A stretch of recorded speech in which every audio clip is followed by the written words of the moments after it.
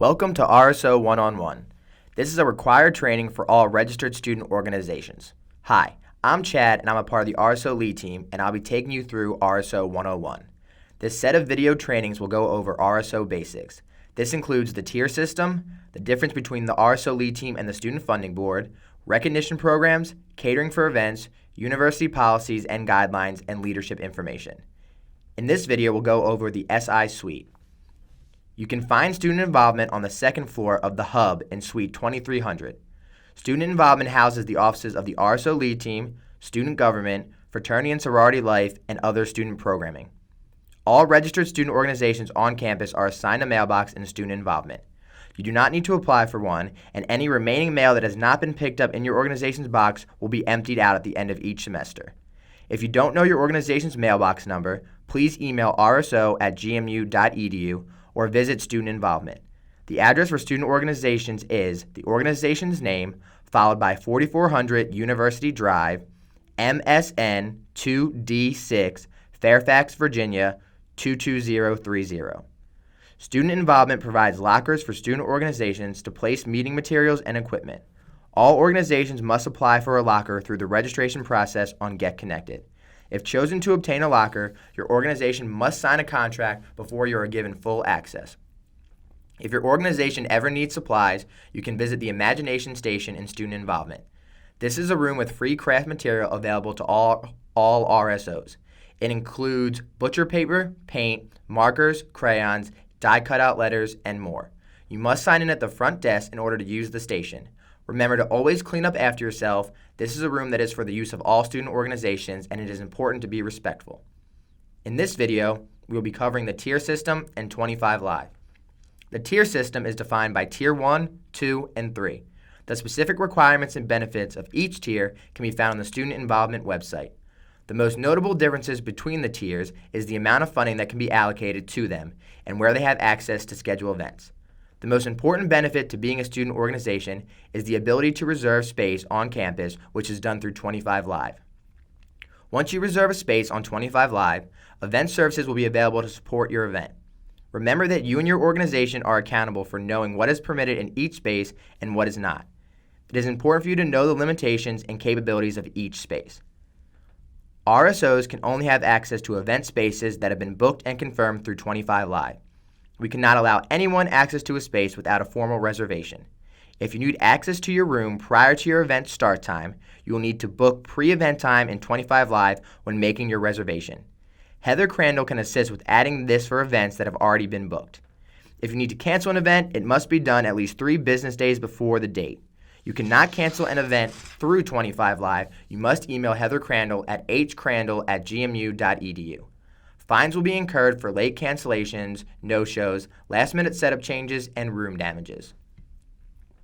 Spaces must be left in the same condition in which they were found. Any excessive trash or damage to a space could result in fines or fees for your RSO. Make sure to pay attention to posted room capacities. If an event has more people in attendance than the posted space capacity, attendees will be asked to leave. Remember, your organization is accountable for knowing this information.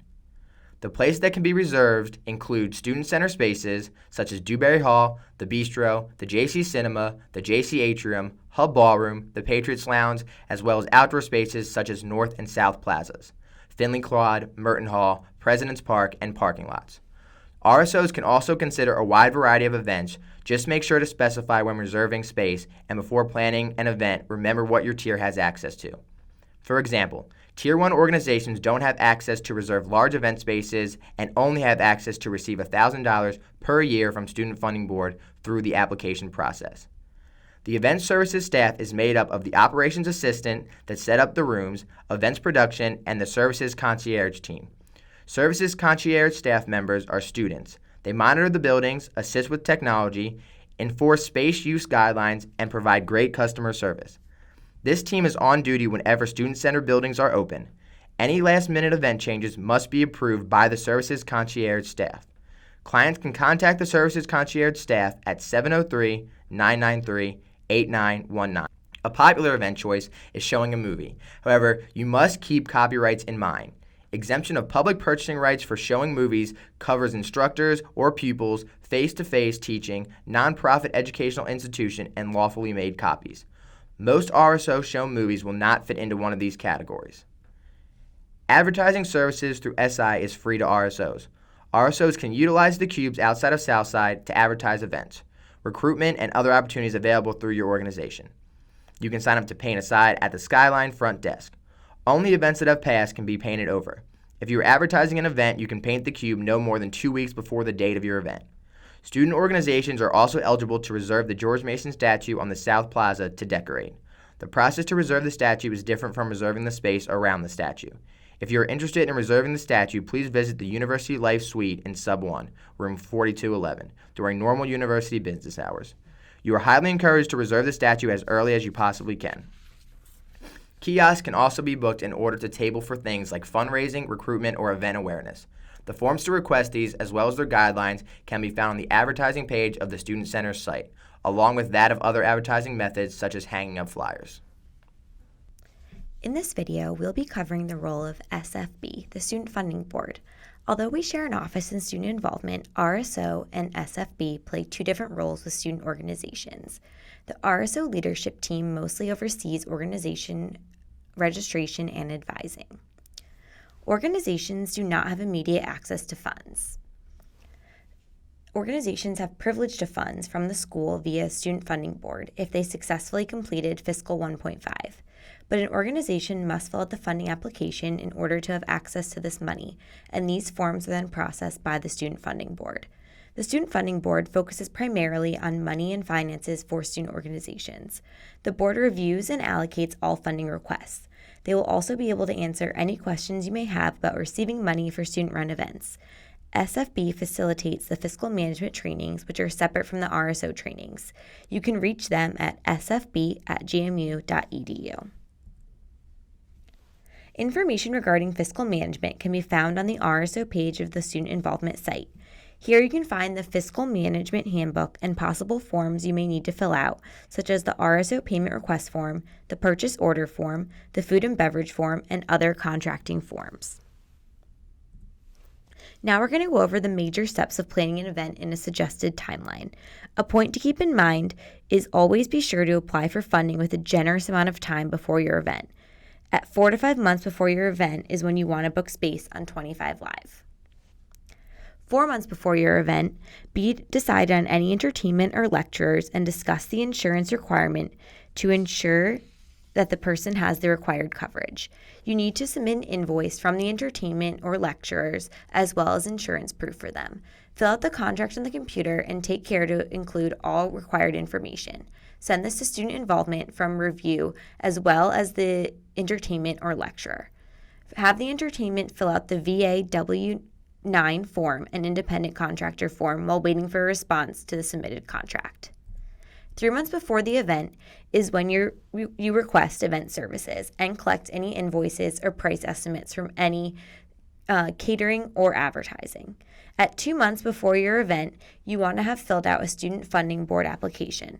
This must always include the contract, insurance, invoices, an updated event services estimate, and estimates for any other costs, such as from catering or advertising.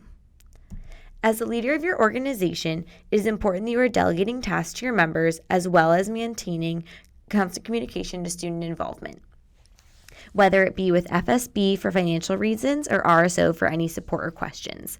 Once you've received your funding allocation from the Student Funding Board, you must make arrangements to spend the funding. Funding is not given retroactively if your event has already occurred, and remember that in order to access funding, you must apply for it.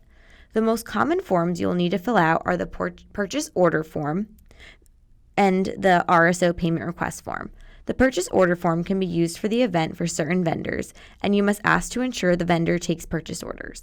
The RSO Payment Request Form is used for reimbursements or for payments to vendors and others. Keep in mind that if you're getting food from an off-campus vendor, you must always include a food and beverage form. Any off-campus vendor must be an approved caterer. Then you must make sure that the vendor in which you are getting the funding is the approved vendor. For example, not all Panera Breads or Jersey Mike's or Domino's Pizzas are an approved vendor. You must make sure that you have the correct location in order to purchase food from the vendor. Take note. If checks are made out to your organization, the cashier's office will only accept those that include the university name, for example, JMU Bicycling Club. Checks must also be endorsed on the back with the org number and account code for deposit. The fiscal trainings are part of Phase 3 of re-registration. 1.5 is done in person and is done by all RSOs, and 3.0 is done online and is only done by Tier 3 orgs. During Phase 4 of re-registration, specifically on September 24, 2016, is a summit for all presidents of each RSO. Please remember to save the date. This is mandatory to be a registered student organization. Welcome to the next RSO101 training video. In this final part, we will talk about some miscellaneous... Oh, wait, should I not say final? Sorry. Oh, yeah. All right, I'll do it again. Sorry. It's okay. Welcome to the next of the RSO one-on-one training videos. In this part, we will talk about some miscellaneous things you should know about. All registered student organizations are given a 6-digit organization number used for reserving space on campus, catering, and funding. If you do not know your organization number, the president or the treasurer can retrieve it either by going to the front desk of student involvement and requesting it in person or via email by contacting rso@gmu.edu from their Mason account. You cannot call over the phone to receive your organization number. Your name and officer position will be confirmed on Get Connected. So please make sure that your roster has been updated online. This needs to be done by September 1st in the fall and February 1st in the spring anyways. It's always easiest to do this if your org consistently uses Get Connected. An organization number will always begin with 610 and will end with 3 digits specific to your RSO. More information regarding how to use your organization number for funding will be discussed in fiscal management training. Along with these online trainings you're doing now, all organizations must complete in-person funding trainings in the fall of 2016 by the end of September. Along with all the other resources offered, Mason also has options for catering. Once you are logged in, you can choose whether you want to create a new order, manage an order, or view your catering. In the next window, you can choose to have flavors catering or community catering. The new catering system offers many options that can be altered to your needs.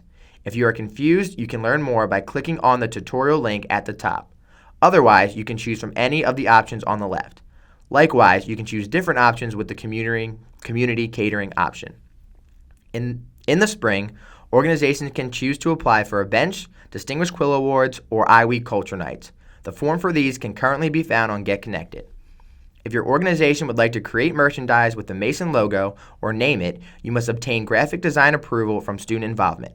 If you have any questions regarding this process, please contact Mason's Director of Contract Management and Licensing, David Atkins at datkins@gmu.edu. Lastly, make sure to follow the RSO Lead Team on Facebook by searching RSO Lead Team and on Twitter at RSO Lead. To receive weekly updates, you can also sign up to receive our team's bi-weekly newsletter that includes updates on policies, calendar events, and answers to frequently asked questions. The link to sign up can be found on the main RSO page on the Student Involvement website. The newsletter can also be used to advertise for student organization events. I don't know what that is. Sorry, I messed it up again.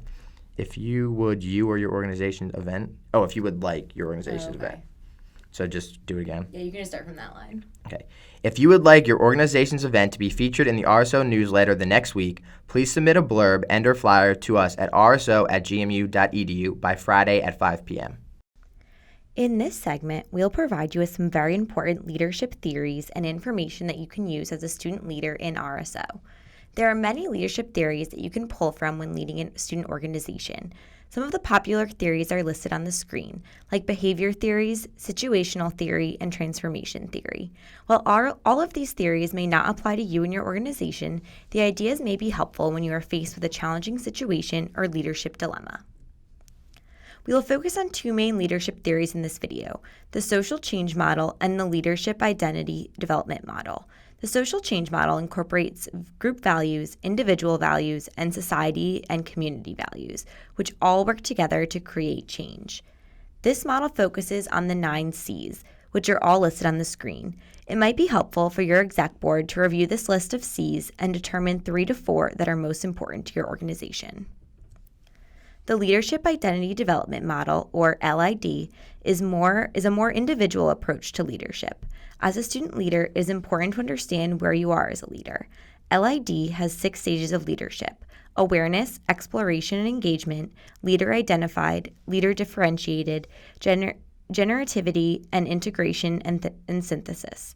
These 6 stages represent the journey that an individual may take when gaining leadership experience. It might be helpful for you to take a minute, read through the different stages, and determine which stage you are at currently, so you know how and where you need to grow during your student leader experience. To find out more information about leadership and effective ways to manage your organization, please see the RSO Handbook, which is located on si.gmu.edu. Thanks for watching RSO 101. If you have any questions about information covered in this video, please visit us at si.gmu.edu or email us at rso@gmu.edu. Thank you.